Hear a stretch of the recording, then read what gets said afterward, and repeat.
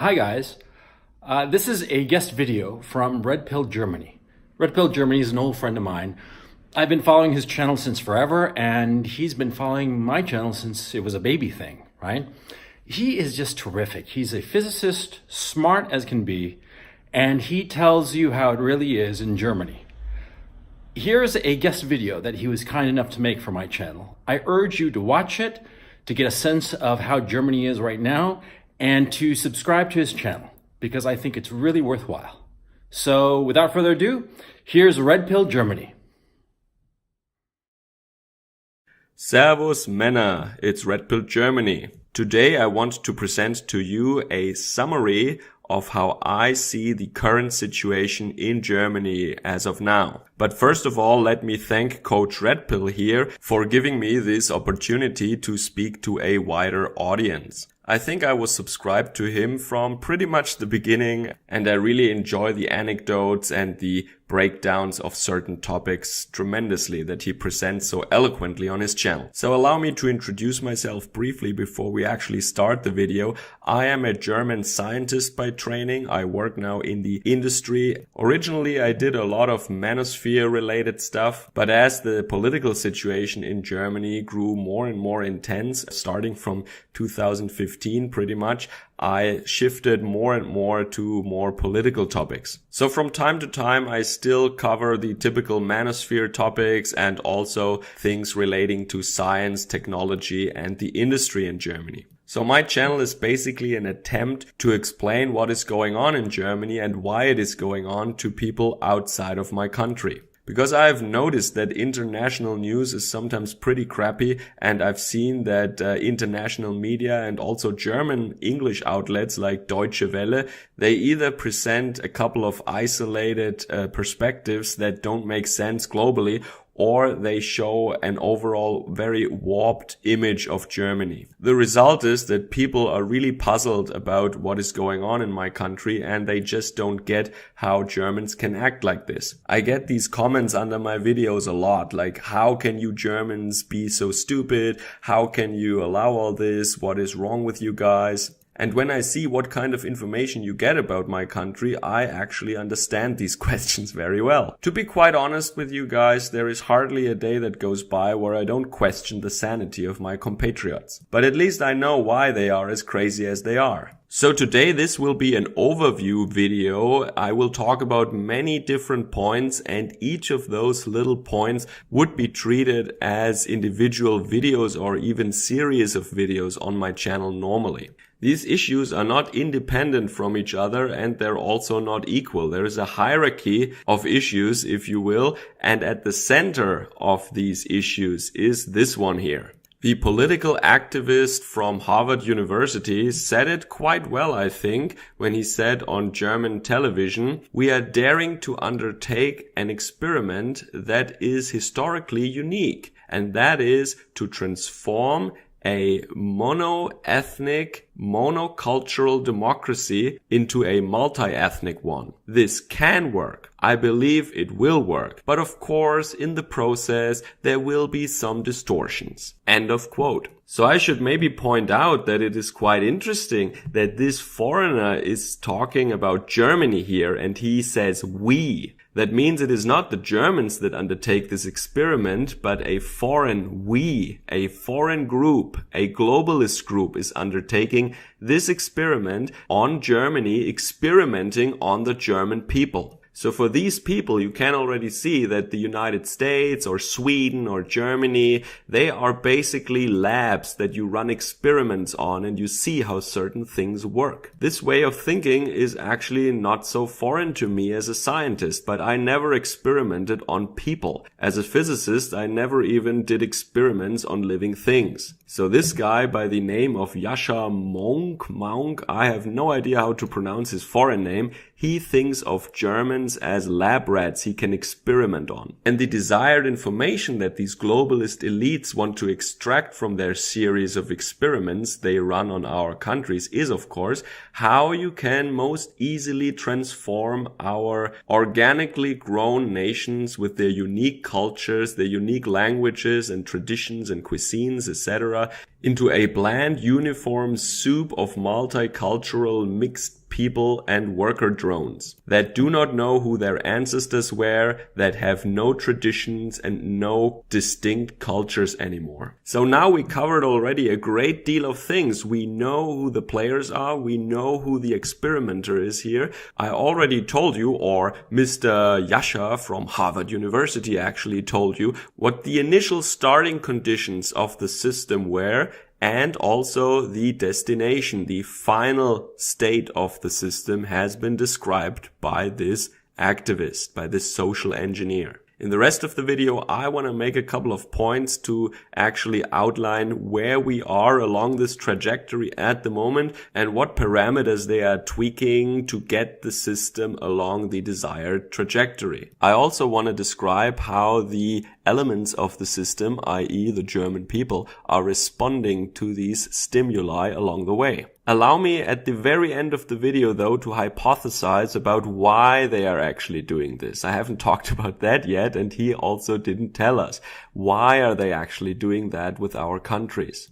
So let's start with the absolute no-brainer fundamentals, the essentials of the experiment. Of course, if you want to have a final state of different ethnicities and different cultures, you need to import those people, of course. You need to import a lot of them in a very short amount of time to make it impossible for them to actually assimilate into the culture. If they are just trickling organically into the country, as has always been the case in former times, in former centuries and millennia even, then they will adapt and become part of Germany. You won't be getting a multicultural, multi-ethnic population then. This is very essential, and in chemistry we also see that. The rate by which you mix some chemicals in a reaction and the granularity of the matter is actually a crucial set of parameters for achieving a desired outcome in a controlled chemical reaction.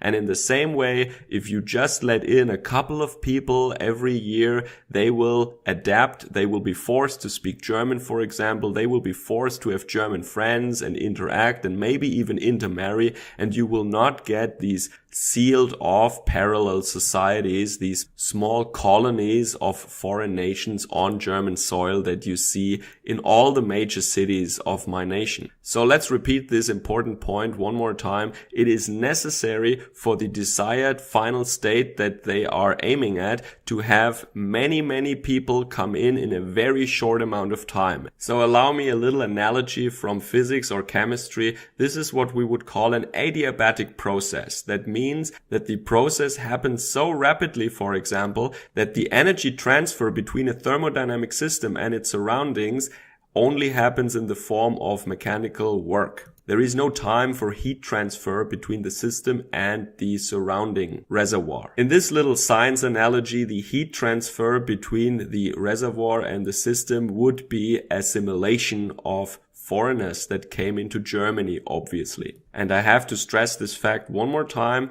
In most cases, if people just organically trickle in at a slow rate, they will adapt, they will assimilate, and they end up as Germans in the end. Or at least their offsprings after many generations will be indistinguishable from average Germans, after many generations of intermarriage. That of course is only true for exogenous people with an exogenous culture where they actually practice intermarriage with other groups when they immigrate into their territory, for example. So just to give you a couple of numbers here, I grew up in the 80s. Back in the 80s, there were basically no foreigners in Germany, a handful maybe. And here you see data reaching back to 1990, where there were 5 million foreigners roundabout in Germany. And now this number has doubled to 10, but I have to tell you, in these statistics, the people who were given a German passport are not counted as foreigners, of course, even though they don't see themselves as Germans.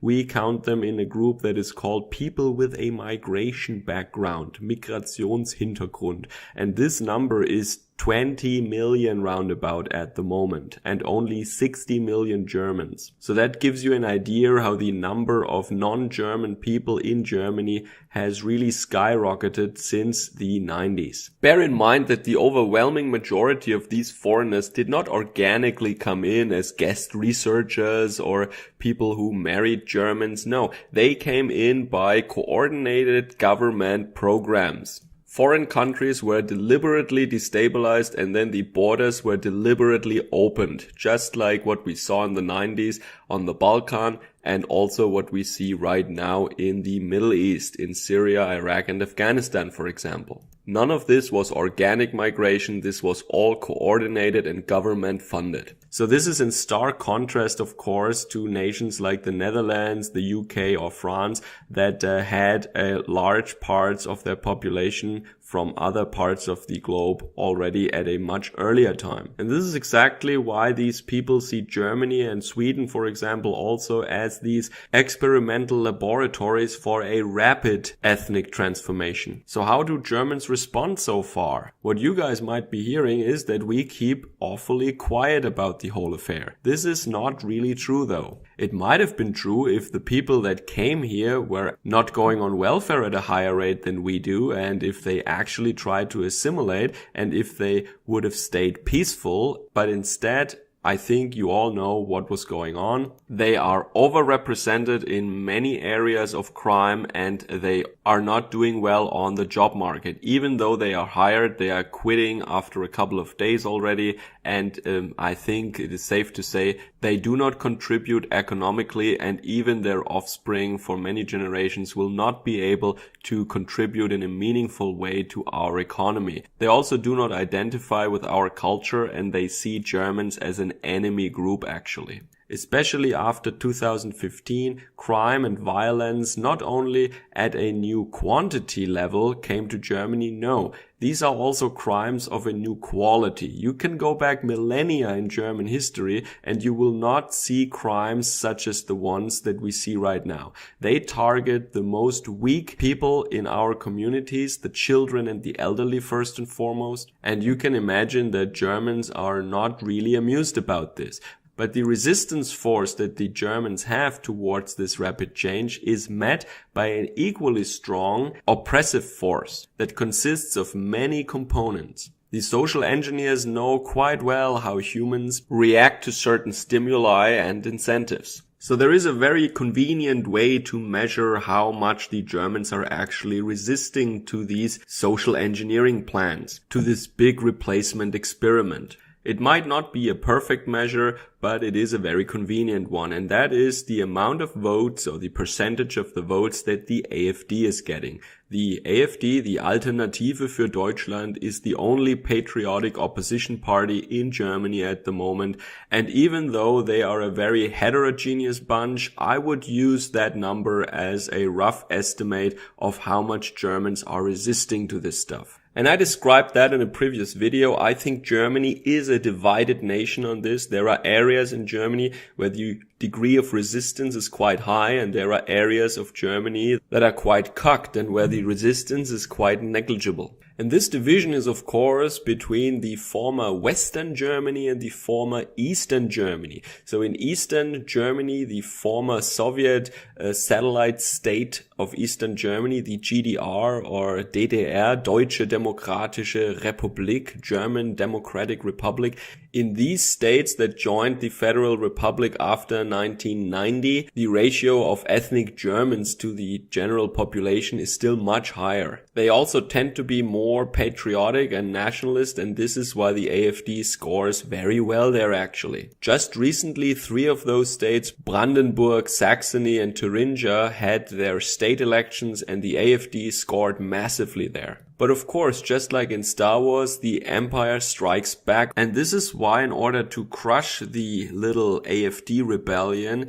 the older established parties in the German mainstream have devised a set of oppressive measures. The most obvious one would be Antifa. You might have heard of this dangerous criminal organization maybe. They are basically militant socialists that want to fight the right. And Angela Merkel and her government are making active use of them in order to combat political opposition in Germany.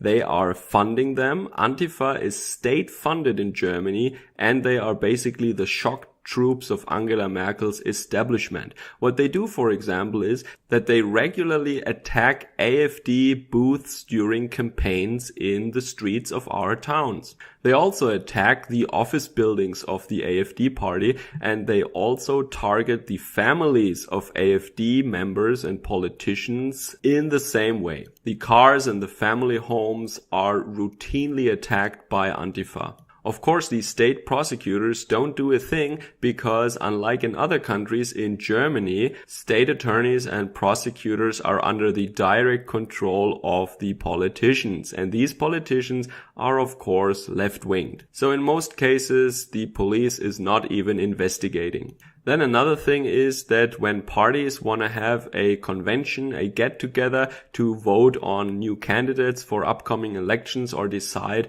on the program for those elections, when they want to hold meetings just in general, it is customary to do that in hotel ballrooms or in restaurants or venues such as these. And Antifa, when they find out that the AfD wants to have a meeting somewhere, they then threaten the owner of these venues so that they cancel. So in many places in Germany, it became practically impossible for the AfD to come together and hold a meeting. And this is, of course, a direct attack on our democratic process. But once again, the authorities are not investigating.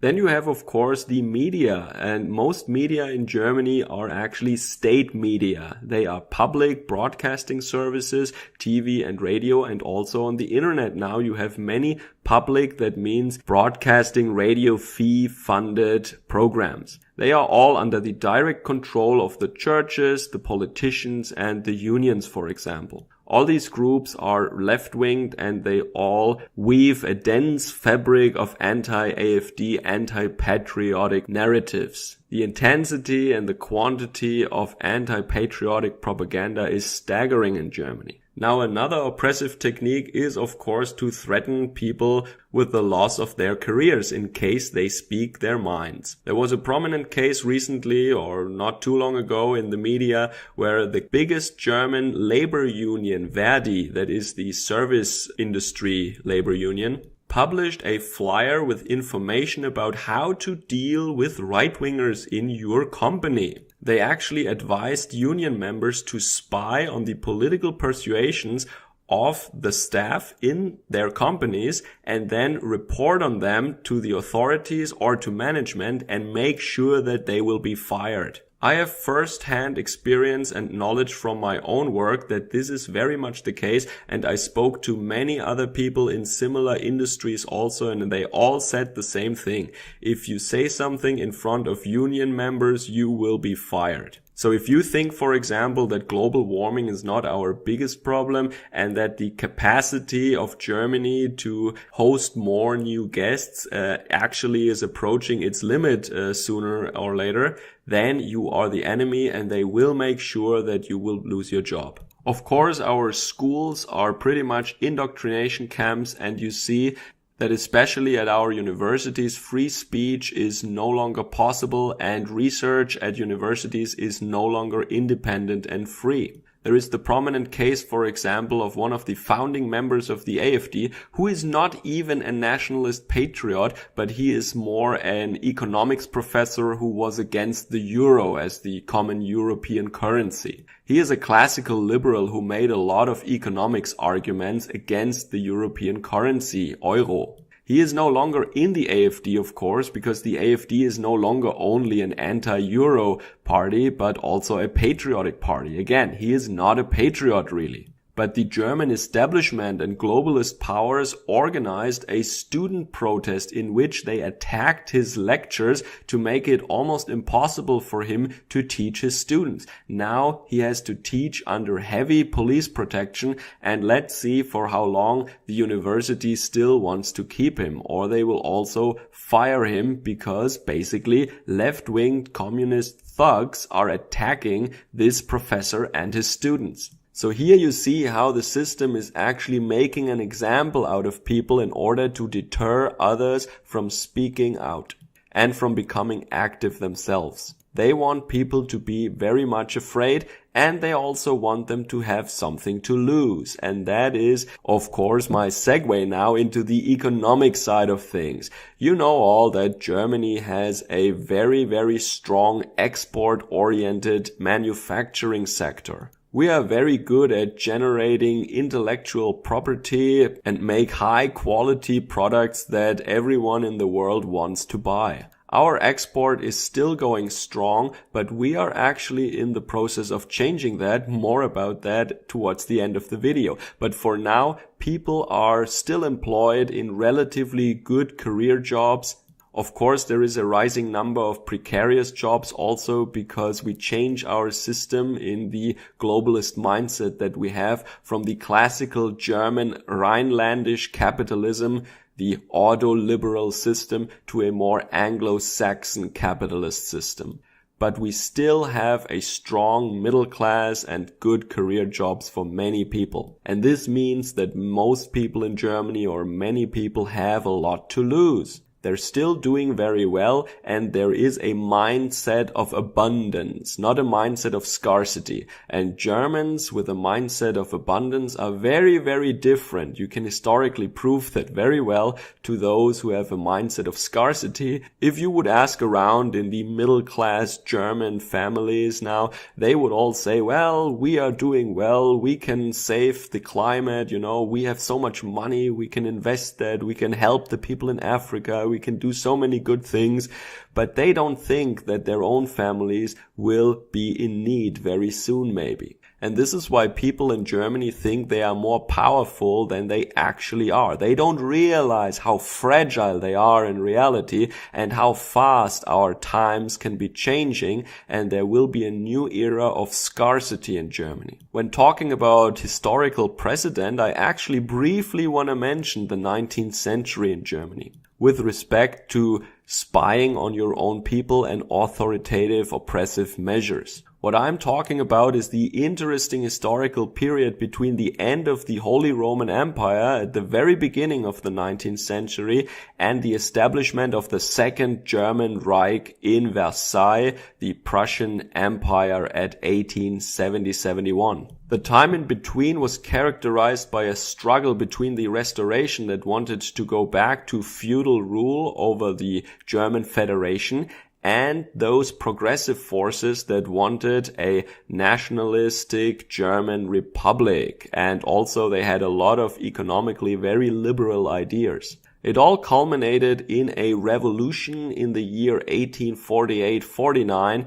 and even a proclamation of a German republic and a constitution in the Paul's Church in Frankfurt. But I guess you all know how the story ended. The revolutionary attempts were in the end unsuccessful. The nationalists who wanted to have a German nation state were crushed and defeated by the restoration forces around Fürst Metternich. Metternich was an Austrian nobleman and he was an important politician. He is basically, or I see him basically as the Angela Merkel of the 19th century. Just like the establishment now, he was using an isolated act of criminal terrorism from the nationalist side against an artist who was mocking the nationalists and who was more on the restoration side. That was the infamous murder of Kotzebue by the student Sand. So Sand was pretty much a young, confused loser, but he was radicalized and he thought that he should kill a traitor to the fatherland. And he saw this traitor in the artist Kotzebue. and this was taken as a pretense to enact the famous Karlsbad decrees. People came together in the town of Karlsbad, which is a bath town actually, that is today situated in the Czech Republic and is called Karlovy Vary. And this is where they came together and they worked out this horrible set of rules and laws and regulations to oppress the opposition in Germany. These Karlsbad decrees entailed, for example, the censorship of all the newspapers, of the universities, and the banning of student fraternities who were nationalist at the time, of course. Also, you had a dense web of spies who were collecting information in order to prosecute people who are in favor of the nationalist idea. So if you followed Coach Red Pill for a longer time already, you might be familiar with this guy. You might know him with sunglasses,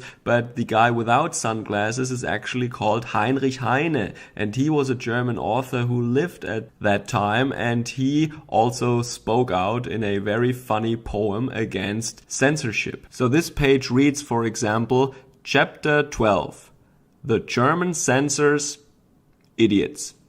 Maybe this is how my YouTube videos will sound like in the future, but I guess even that could land me in prison probably. And these Karlsbad decrees under Fürst Metternich from the 19th century are basically the blueprint of what Angela Merkel and her globalists are doing now in Germany. And this is what you need to understand if you want to start to discuss what is going on in Germany right now. Without that historical precedent and this knowledge, you would have to reinvent the wheel actually. But it all happened before. When an authoritarian era like that with a lot of spies is in your country's history very long ago, or maybe never happened in this form, it is very hard for you maybe to understand what is going on in Germany. But people in former Soviet republics, for example, or people in Germany, they know that quite well. So in this context, you can see, for example, that our right to bear arms is more and more restricted. It was very bad to begin with, but every year it becomes more strict. Then also the ability of Germans to buy precious metals will be very much taken away, at least anonymously. So now you can still buy precious metals anonymously up to a price of 10,000 euros. And from next year, of course, under the pretense of money laundering, which is complete BS, it will be reduced to an amount of just 2,000 euros. So you can just still buy 1 ounce of gold with that, for example. And the next thing they plan, of course, is if you want to have a YouTube channel, you have to actually register with the government if you just want to put out material and inform other people about certain issues. That is like in former times when they wanted you to have a license if you wanted to own and operate a printing press. Also, our secret police, our domestic secret service, is now cracking down hard on patriotic forces, and they even installed now a telephone number that if you are a concerned citizen, you can call there and report nationalist and patriotic people at your workplace and at your community. It is very sarcastic and actually a very dark humor that they explicitly put on there that this telephone number should not be abused for ratting out people you don't like, but actually only for legitimate serious cases. Wink wink. So this just gives you a flavor, just an impression of how crazy and oppressive Germany has become right now. The system actively tries to incentivize Germans to spy on their neighbors and report wrong thing to the authorities and the secret police. So they can kick your door in and drag you into a secret prison for a comment you made on Facebook. These things I just mentioned are not a joke, by the way. This is not hyperbole. These are all things that were recently discussed in the aftermath of the state elections in Thüringen, Sachsen and Brandenburg, where the AfD scored so high. I actually should tell you that mainstream journalists actually were calling for a special resettlement program to flood our eastern states with foreigners so that they would actually make it impossible for the AfD to succeed in the future by means of the ethnic vote. Now, the ethnic vote is a principle that you can see very well in the United States, where you see that visible minorities don't vote according to their political or philosophical persuasion, but they vote strictly along cultural and ethnic lines. The program of the parties is of no greater interest to them. All that matters is how does that benefit my ethnic group. So the importation of Democrat voters in the United States, for example, is causing maybe the state of Texas to swing blue in the future, and it might never go back red. And the same principle they overtly wanted to implement now in Germany in the aftermath of our state elections in the East. And again, this is not hyperbole. I actually added that to the video now because this is really brand new recent information that surfaced. So what was the outcome back then? So in 1849, a lot of disillusioned people who lost a lot of friends to the revolution, and they realized that they cannot safely stay in Germany. They and their families would be killed or imprisoned. They have to leave the country. And at that point, a lot of Germans actually went to the New World, to America. And this is why a lot of white Americans today actually have German ancestry and not so much Anglo ancestry. Germans were one of the largest group of immigrants that came to Northern America.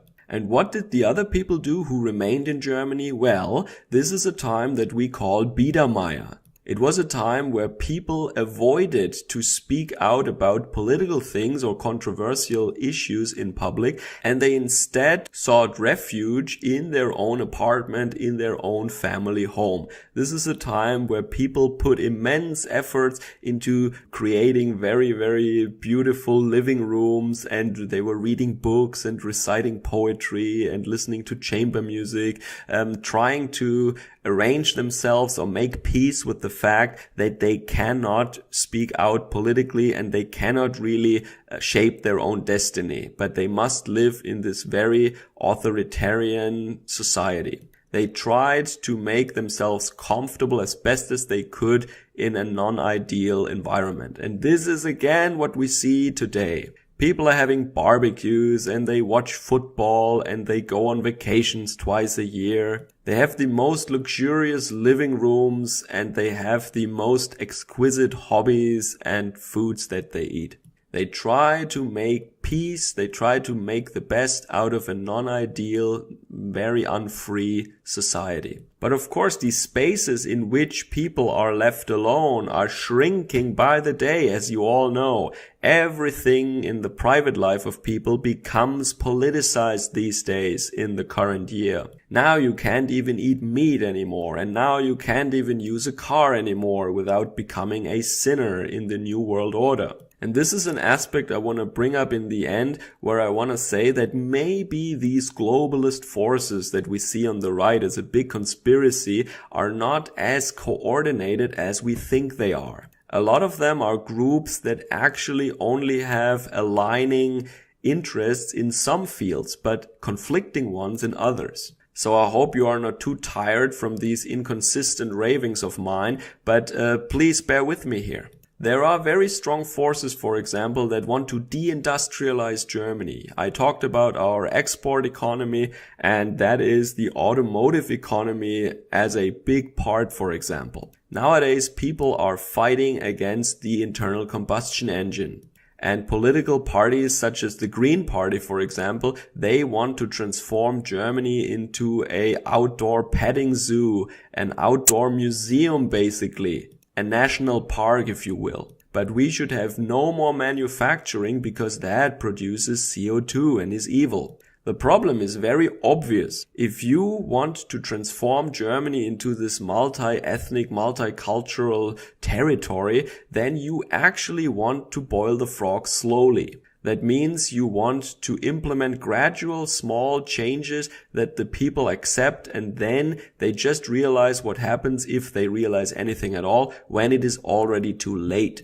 The problem here is when major waves of immigration that rely heavily on welfare and tax revenue are coinciding with a program to deindustrialize our country. That means you will take away all the tax revenue that is coming from the industry. And let me just tell you, by implementing all these changes for regenerative energy, like we switched off nuclear power, we want to switch off coal power now, and our electricity prices are rising, and also we want to deindustrialize Germany. All this is very expensive, and adopting all these foreigners now is also very expensive. So you have to see that Germany had an economic boom for almost 10 years now. But instead of investing into our people, into our infrastructure, we adopted new liabilities. We spend our money on nonsensical environmental projects,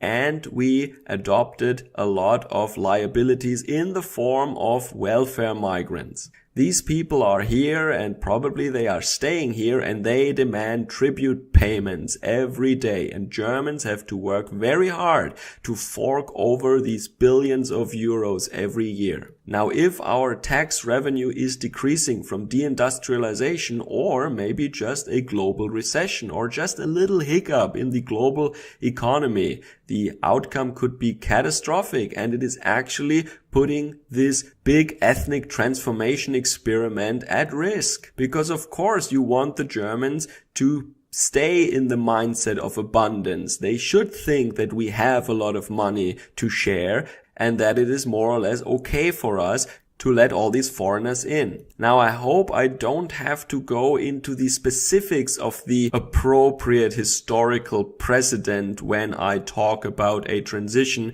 from a mindset of abundance to a mindset of scarcity and what that does with us Germans. I think you all know what I mean. It has something to do with Versailles, but not the Versailles thing that I mentioned earlier from 1871. Germans can be the nicest, most altruistic people on the planet, but once we think that resources become scarce, let's just say we look out for our own a little more. I guess you all know what historic precedent I'm alluding to. See, and this is where you can clearly see that these globalists are not as well coordinated, and that they don't orchestrate everything they do perfectly, or at least not in the way that we think they do. Because these two things, deindustrialization of Germany and the anthropogenic catastrophic global warming hoax, are of course at odds in a major way with the ethnic transformation program. At least if you want this program to run smoothly. If their goal is, however, a complete war in Europe, then yeah, good job. And this is exactly why I referred to Germany in a previous video as a metastable equilibrium. It is an equilibrium because if you walk around here, you see very stable conditions. You see that public life is still organized and running smoothly. But you also realize when you look under the surface actually that a little bit of an activation energy is only required in order to take the system from this little local minimum in the potential landscape over the activation hill down all the way into the valley. And what happens when the system slides down this slope and accelerates towards the valley to where the actual minimum of the potential surface lies? Well, I think we all have some idea of the catastrophic and disruptive events that would happen along this trajectory in the socio-political phase space. All it takes is a tiny spark at the right time. So I think I rambled on quite long now. Let me bring this to an end. What I wanted to do in the end is, as I said before, I want to speculate a little bit of what their motivations are. What are the motivations of the globalists to do all that, to have all these programs that they inflict upon us? Well, I just think that in the United States of America, for example, the global elites, they noticed how easy it is to rule people who are not homogeneous. Even the New York-based hardcore punk band Sick of It All figured that out, and you can read in a lot of lyrics of their songs how the establishment is playing out one group against the other in order to stay easily in power, unchallenged. Just check out their song Just Look Around with the bass guitar intro that still gives me goosebumps until this day. So I guess the most trivial answer is just in the United States, they devised a recipe book, an instruction manual basically of how globalist elites can stay in power against the interest of the local population. You play identity politics and you keep people busy and at each other's throats, and the unseen elites can rule the country relatively easily. And then, of course, it is economic profit, as always. Sargon of Akkad, for example, is quoting or referring to John Locke a lot of times.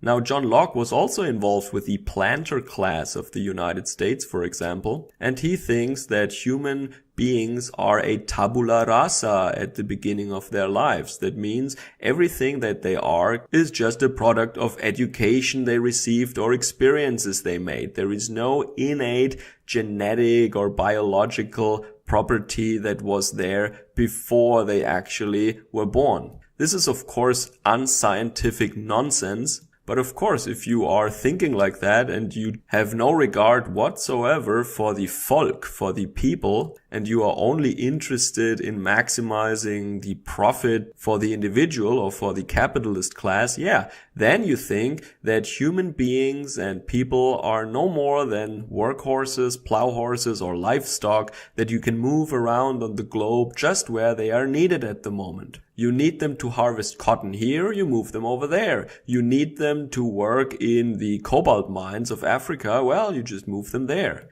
You want to increase the real estate prices in Europe, well, you just move a bunch of people there and increase the welfare programs. I don't want to go in too much exhaustive detail here, but it is quite easy to see how these globalist elites see the cultures and the tribes of our planet as resources that need to be put to work for their financial benefit, and so that they and their children don't have to work hard.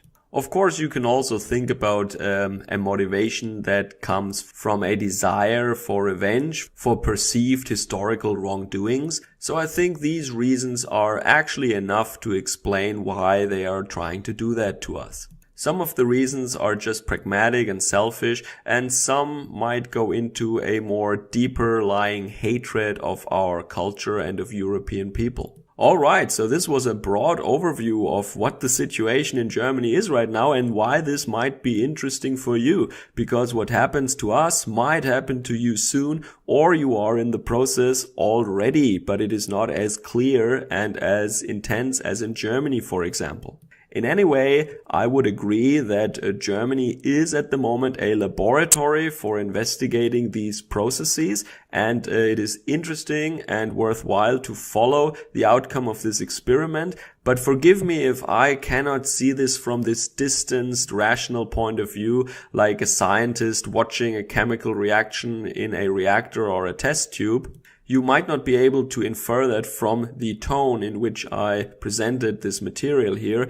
But me and my family, I live here. This is the country of my ancestors. Under my very feet in this soil, my ancestors are buried, and I want to continue to live here. To me, Germany is a sacred land. The only thing that is more sacred to me than the land is the German people that live in this land. We are the indigenous people of Central Europe, and we are the only ones who have a right to decide who is living here and how they are living here. That does not mean, however, that I am obsessed with ethnic purity.